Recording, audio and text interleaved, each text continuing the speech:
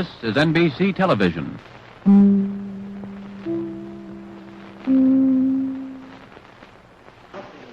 We have obtained the results from the state of Ohio, which assures victory for President Truman and Senator Barkley. With Ohio's 25 electoral votes, President Truman and Senator Barkley will have a total of 266 votes in the Electoral College. This is the minimum figure necessary for victory. This figure, however, does not take into consideration the very favorable trends still developing in California, Colorado, Idaho, and Nevada.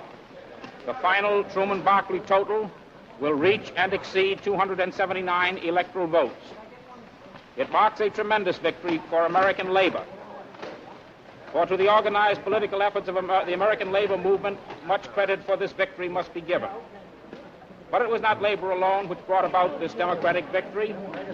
Tribute must be paid to the thousands of democratic workers who labored long and hard to get out the vote. And most of all, tribute for this victory must be paid to all of the American people, working men, farmers, professional men and civil servants, businessmen, and the millions of housewives who helped swell the democratic vote. They showed that they are politically alert and completely able to judge candidates and political parties on their record of performance. The American people have shown what they want. They have given the Democratic Party a challenge. The Democratic Party will live up to its great trust.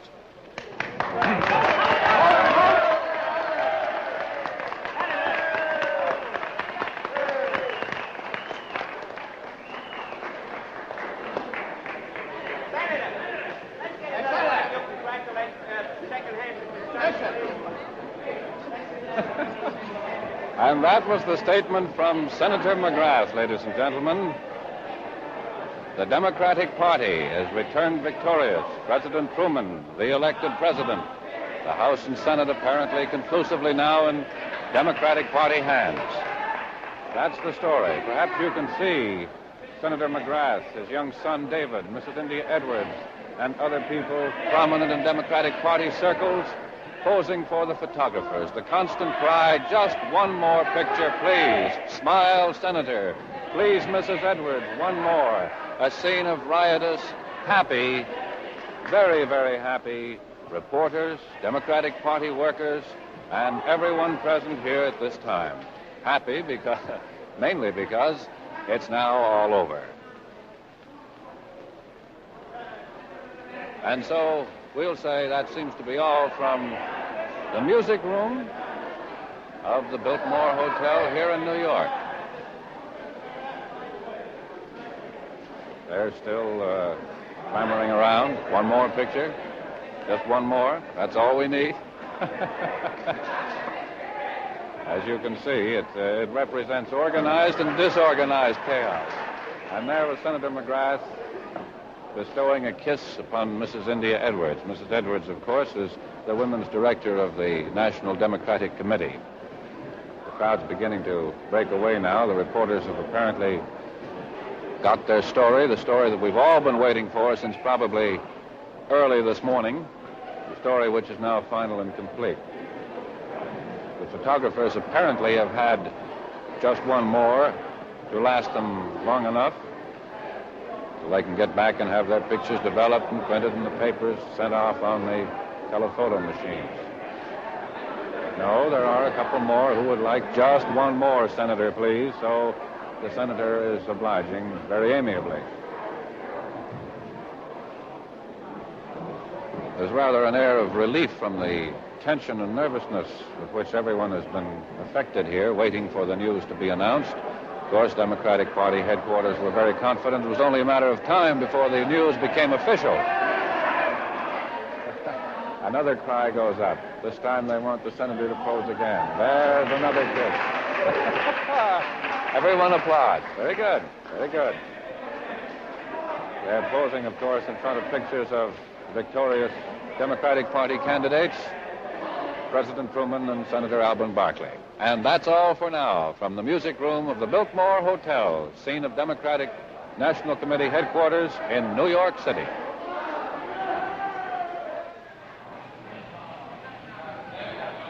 And back in Life NBC election headquarters, we take you for a Life NBC exclusive to the Hotel Roosevelt.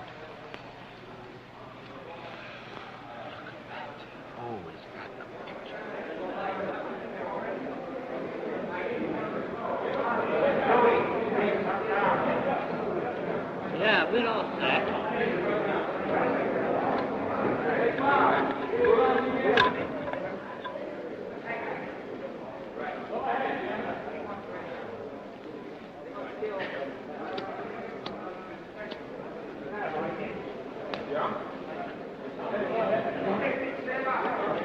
Here we are from the Roosevelt Hotel, the Republican headquarters. We're waiting for a statement now from someone coming to the rostrum. We've heard they've run the gamut of expressions as to whom it's going to be, and we're not going to speculate, I guess, until we actually see the gentleman come up to the podium and make the statement we're waiting for.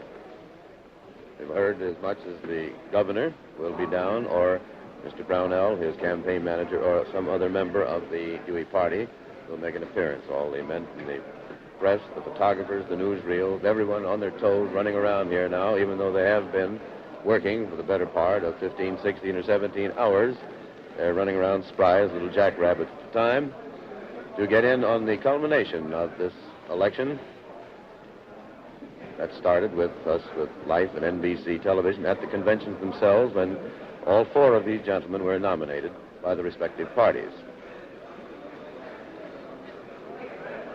When it does happen, it's going to happen rather suddenly. That's why we very seldom take our eyes away from the podium, because we have to look around a little curtain here. I can move over this way. That might help a little. Everybody peeks around, looks around. Who's coming? Who's going to speak? And every once in a while, somebody comes out and shouts to the almost empty ballroom here at the Roosevelt Hotel.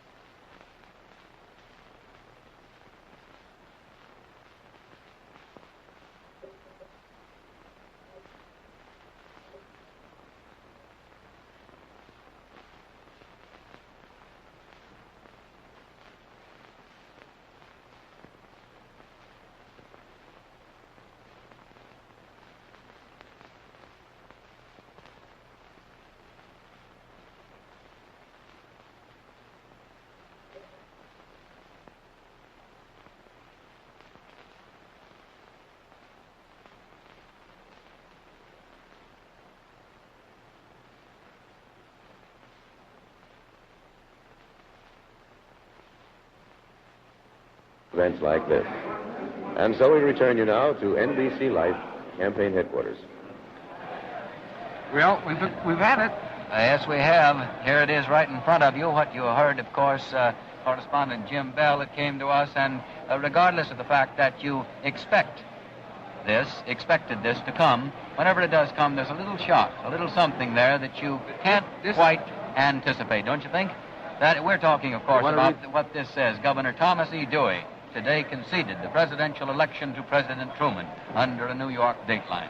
And the time was 11:17, though the telegram was sent at 10:50. Sent at 11:10, I think Jim Bell said, at the very moment that Howard McGrath, just a few moments later, Howard McGrath made his victory statement under that big portrait of President Truman with his little 12-year-old son beside him. I think we ought to comment just a little bit, too, on the very thing we were all talking about here. That is the picture, the comparison of the pictures, victory and defeat. The crowd, Senator McGrath, and the sudden switch to the Republican headquarters Not a soul there, which, of course, is as to be expected, I suppose, in defeat. But again, there's always a little shock As that Ben brings to us.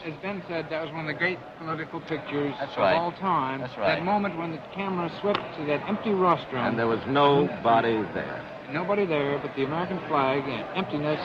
And then finally Bob Stanton waiting, and then nobody came, and you get the news secondhand. By the way, there must be, obviously, terrific chagrin. If you picture the situation in the Dewey thing, when twice he has come so close, in the third closest, and now one of the probably the second closest election of all time. Now, There is the official text of that telegram has just been handed to us by Jim Stevenson. The text of the telegram that Dewey sent to President Truman conceding the election. My heartiest congratulations to you on your election. Every good wish for a successful administration. I urge all Americans to unite behind you in support of every effort to keep our nation strong and free and to establish peace in the world. Now, at the moment that Senator McGrath made his announcement and that Governor Dewey conceded, actually, where Senator McGrath said that with Ohio's 25 electoral votes, the Truman-Barkley ticket had a total of 266, which was necessary, and that they would go to 279 or more. At that moment, President Truman and Senator Barkley were running 304 electoral votes, more than Senator McGrath claimed. Of course, they won't hold that. I don't mean to infer that, but he made a safe statement. Did you notice, we just had that picture of the tabulation, the tote board and the rest, how the activity is suddenly over? Well, I feel this way personally. Maybe I'm just expressing a personal slant. But to see this, perhaps the most stunning political reverse, most stunning political surprise, most fabulous in the history of great political movements of the world. And when you see the restrained glee of the Democratic headquarters and the unabashed sadness, emptiness of the Republican quarters, I feel as one individual a sense of humility at having witnessed a titanic struggle very, very bitterly and bravely fought. Titanic exhibition of democracy in action again. Well, gentlemen, if you'll set aside your politics, whatever they may be, and if the people who have been good enough to stay with us all this time will put theirs aside, I think we can all agree on one thing, that not politically, but looking at it from a news standpoint, this is a marvelous news story. One of the great news story of all time. Right. What a lucky thing that three little fellows like us on this new and tremendously growing thing like television with this Life NBC team had a chance to play a part in it. It's a great privilege, and I think we ought to thank the people who have been good enough to be with us through conventions and through an election. You know whom we've got to thank for this story? The American people. No question about that. Let's wrap it up then, at least at this point. The President of the United States re-elected is Harry Truman, Vice President There he Alden is on our Barkley. screen. There's the simple, direct man of 64 summers and winters who fought his way against every political sage in the country and the world and won to victory.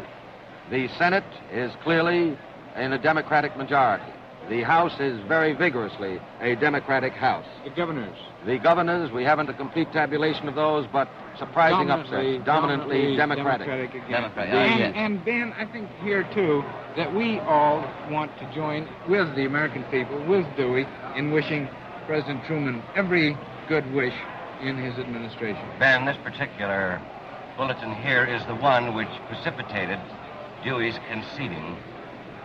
And Ohio was the payoff.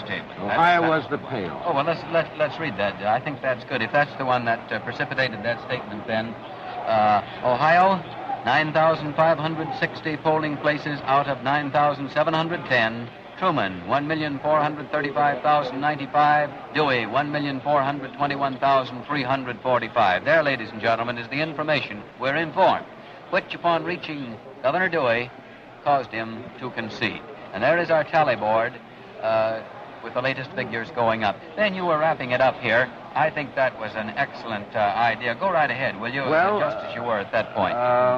Not for any sense of weariness, but through a sense of the story being so tremendous that our words would be puny, I thought we might tell the story simply and all bow out. But I just learned from Sid James of Life, who's working with Ad Schneider of NBC there, that there is a good possibility we may have a capstone to this whole show in the voice of the newly re-elected President of the United States. Speaking from Kansas City That or is a Independence? possibility, and I know that our television audience will want to stay with us on just the bare How possibility. soon will we know? Well, Ed, how soon will we know? Very quickly. Very quickly. Standing by right now. Of course, we'll be ready for a very quick speech. Ad Snyder, whom you have just seen, our director of television at NBC, has just informed us, in case his words weren't picked up by the microphones, that we expect a decision on that matter of whether we will hear President Truman's voice speaking from the Midwest. He expects a decision very shortly. We're standing by now, so if you'll bear with us a moment while we do just a bit of rehashing here until we get the definite word on that, we may have something quite worthwhile. Here are some figures on the tally board. They're perfectly obvious, scarcely necessary to read those. Still about a million and a quarter lead. A million lead, yes. That's right. We're ready now, I believe. Shall we call in? Oh, Frank, When? How soon? We'll have a report from... We're standing by. Frank Burkholzer, our NBC reporter in Kansas City. Frank. Come in. Frank Burkholzer in Kansas City. Are you there, Frank Burkholzer? Yeah. Fine. This is Brower. Here's Olson and Swayze. Go ahead. This is Frank Burkholzer in the Mulebach Hotel penthouse. I'm standing in a crush of people here. President Truman is posing for newsreel and still photographers. He's smiling. Everybody has been rushing up to shake his hand and congratulate him. We have no word just yet as to when he'll make an official statement. I just talked to Charlie Ross, and Charlie says it will be a little while yet. The excitement is terrific here. The lid is finally blown off on this thing. The secretaries and the official family are grinning from ear to ear, jumping up and down, kissing each other, throwing their arms around each other. The Secret Service, of course, are here, but they're grinning. They're happy about the whole thing. The strong lights of the newsreel cameramen are on the president. The president now is shaking hands with some more close friends. The newsmen are gathered in the background. It's terrific excitement. The president now has his arm around an old friend standing with him. His smiles everywhere you see. The president shaking hands. The photographers, you can probably hear their flash bulbs in the background. Hear the grind of the newsreel cameras. These are silent cameras, not the sound films that will probably be made later. The heat in here is getting terrific from the hot lamps focused on the president to give enough light for the newsreel photography. This penthouse, which is usually a haven of rest for the president, is just a madhouse now. People pushing in and out, grinning, slapping each other on the back. And the president now is talking to photographers, joking with them about the One More Club. As you know, photographers always say, "One more, Mr. President," and the president has a big joke about it. He calls them members of his One More Club. Here's some people crushing past me, say a few words to the president. The excitement is immense. And now, I think until we get a statement from the president, I'll return you to our New York studios. This is Frank Burkholzer at the Hotel Mulebach in Kansas City. Hello, Frank.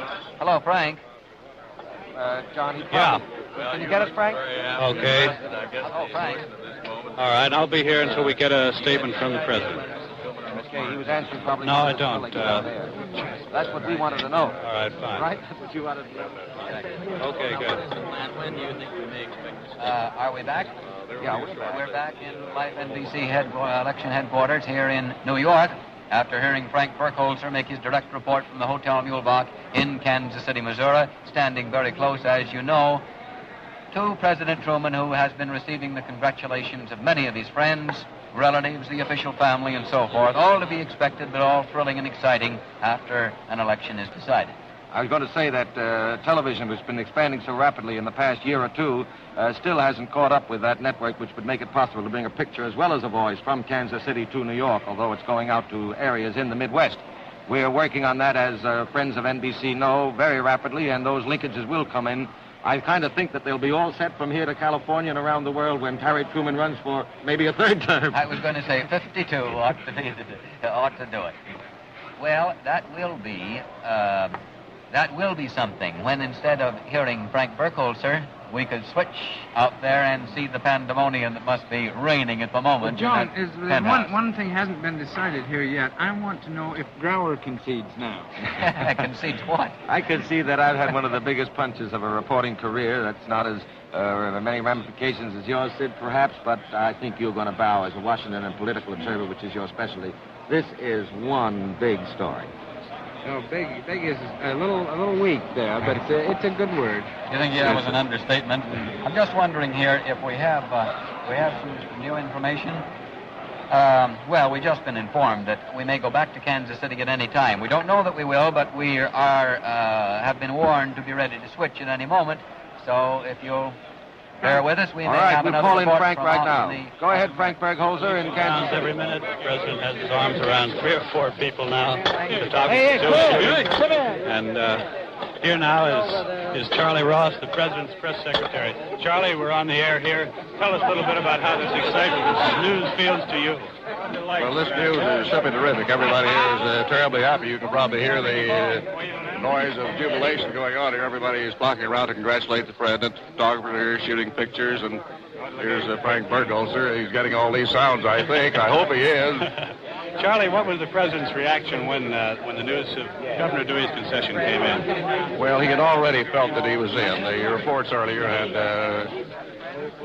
made it pretty clear that he was elected. When he got the Bill Boyle, one of his aides came rushing in with a piece of ticker tape, and the president just, he looked at it and smiled. That's about all. We've had some speculation that the president will make a statement to the radio public. Charlie. No, he's not going on the air, Frank. He's another plan in mind I'll tell you about later. There will be a little statement. He will have a statement. He will have a statement, As far as shortly. you're concerned, Charlie, he's officially president for the next 4 years. Is that right? That seems to be true, Frank. Thank you very much, Charlie. This is back to the studios in New York. This is Frank Bergholzer at the Hotel Muehlbach in Kansas City. There's some old Battery D buddy there. Laverne. Battery D. Come in here, Fred. Oh, brother. Judge Albert Ridge. Talking to Tony McCarroll. Well, we'll take it here for a while. We're telling everybody until we get a little more. That's banging. You want to go back to Kansas City? No, I think we want to stay. I think we'll keep on. We've been switching so fast here. It's easy to understand. Well, now, did I understand that correctly? The president will not be on the air. Isn't that what Charlie Ross said? Did you get that? No, I didn't. And matter of fact, I'm still in Kansas City in this. Kansas City is open for us, and I think our radio and television audience isn't getting Kansas City, but they're going to get it as soon as it develops. There's a lovely banging, a lovely, beautiful confusion out there. A very small noise of 2 microphones tapped together, amplified. Sounds like plenty clashing of steel on steel. Hello, Doug. This is Williams. All right, you keep testing down there. Someone in Kansas City What is did, testing. what did you understand, Ross? Frank can't hear me because the feedback doesn't get all the way around to him when I'm talking. Would you ask him if he wants me to bring him that 5-minute script he left back here? Come on in and solve that for us. Ed Snyder's right here, our television chief. Yeah, okay. Well, I'll beat it right back there. I understood Ross to say that President Truman will not speak. That's correct, isn't it? Well, we've been telling the listeners. I thought we ought to clear that up. Yeah, that is correct. And Bergholzer here. You understood it when it was said. There was a little background noise there, and it was difficult, perhaps, to pick it up. It was here over the earphone, and that's why I wasn't sure. But Charlie Ross said that the president would not speak on the air. John, one thing I wanted to get solved, the American people always are interested in Margaret. Did you get that she was there? I didn't get a word about the president. Margaret. I'm sorry to say I don't believe Frank had Charlie said that the president won't make any statement on the air. Now, whether that'll hold is hard to say, Buck. At the moment, yes, that I think he means will be a mimeograph statement of some sort that he'll hand out to reporters. Now, I'm going to try, if the president won't go on the air live. I got my script now, by the way. If the president won't go on live, I'm going to try and get him to record what he says for the newsreels on a wire recorder we have here, and we can play that back. Well, gentlemen, but I hope we'll still pitch for something on the air. 16 exciting hours. Yeah. A chance to participate in one of the great news stories of all time. And we'd like to have our friends of NBC and Live Television see something a little bit unusual, we think. Maybe we'll get the signal arranged so that we can present this to them. When you give me the signal that you want to have this little bit of unusual political Americana shown to our viewers. It's something that I think will express in a few simple pictures something of the spirit of the man which we saluting, the whole nation and the world is saluting tonight. And I think at this point you can take over in very good shape here, and I'm going to ease out of the picture as Sid Olson just did, but I do want to say thanks to the people who've been with us, and I know you'll add the thanks of all of us when you finally wind up. Right? I do, John. I'll be joining you in a minute. Fine. As we're coming to the simple closing to such tremendous a story that it needs no underlining from us.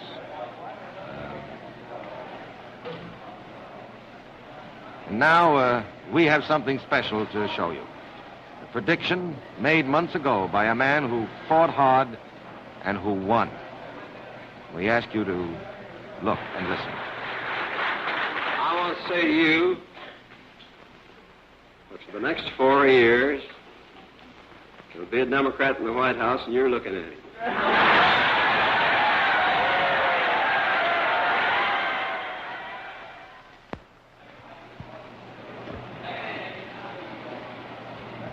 That was Harry Truman in Philadelphia some 4 months ago. That was the Harry Truman who spoke to the people of America from campaign train, from platform, from appearances in the newsreels and on the radio, who spoke with simple directness that brought him the great prize he sought, re-election as President of the United States.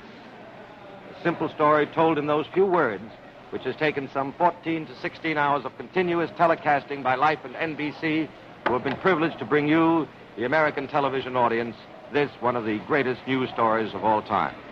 So speaking for all of us of Life and NBC, for John Cameron Swayze, for Sid Olson, for Sid James, for Frank McNaughton, and I hope you'll forgive me for leaving any of the names out, for the dozens and dozens of technicians and computers and technicians and operators and all of the myriad staff employed in bringing you this full coverage, may I, Ben Grauer, simply say thank you for being with us, and it's been a tremendous experience for us all. We're signing off now and concluding this, the Life NBC television coverage of the 1948 national election.